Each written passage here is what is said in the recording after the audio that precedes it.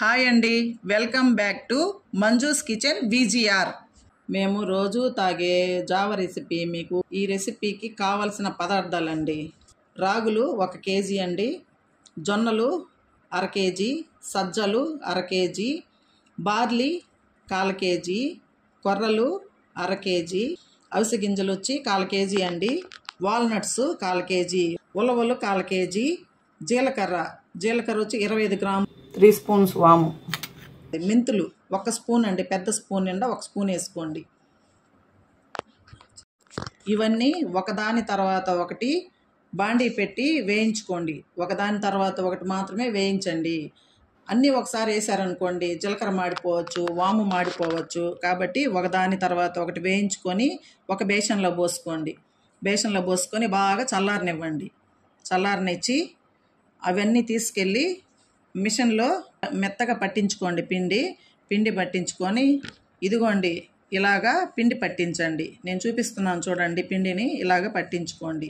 ముందుగా అండి పిండిని వాటర్లో కలుపుకోవాలా. వాటర్లో కలుపుకోవాలంటే మనకి 1.5 గ్లాసు వాటర్ తీసుకోండి. నేను చెప్పేది నలగరకండి. నలగరికి జావా ఇంత చేసుకోవాలి. ఇంత చేసుకుంటే తలా 1 కప్పు సరిపోతుందండి.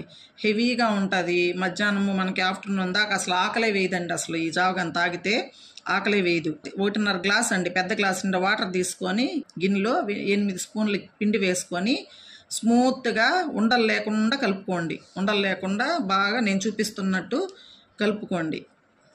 తర్వాత స్టవ్ వెలిగించి ఒక గిన్నె పెట్టుకోవాలి. గిన్నెలో 1 గ్లాసు చిక్కటి పాలు పోసుకోవాలి. పోసుకున్న తర్వాత 2 గ్లాసులు వాటర్ పోసుకోవాలి. వాటర్ పోసుకొని బాగా మరిగేటప్పుడు కలిపి ఉంచుకున్న పిండిని పోస్తూ కలుపుకోవాలి. లేకపోతే ఉండలు కట్టేస్తుంది. ఉండలు కట్టకుండా కలుపుతూనే ఉండాలి. కలిపి 3 లేక 4 నిమిషాలు ఉడకనివ్వాలి. ఉడకనిచ్చి దించుకునే ముందు ఉప్పు వేసుకోవాలి. కొద్దిగా ఉప్పు వేసుకోవాలి. మండే వచ్చి ఒక పెద్ద కప్పు జావా, చిన్న కప్పు ముడి శనగలు ఉడకబెట్టుకునేటివి, అవి తింటాము.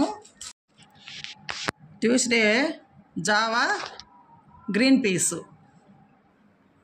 Wednesday Java 1 omelette, Thursday Java 1 cup పల్లీలు, ఉడకబెట్టిన పల్లీలు, ఫ్రైడే జావా ఉడకబెట్టిన అలసందులు, సాటర్డే వచ్చి జావా మునగాకు తాలింపు.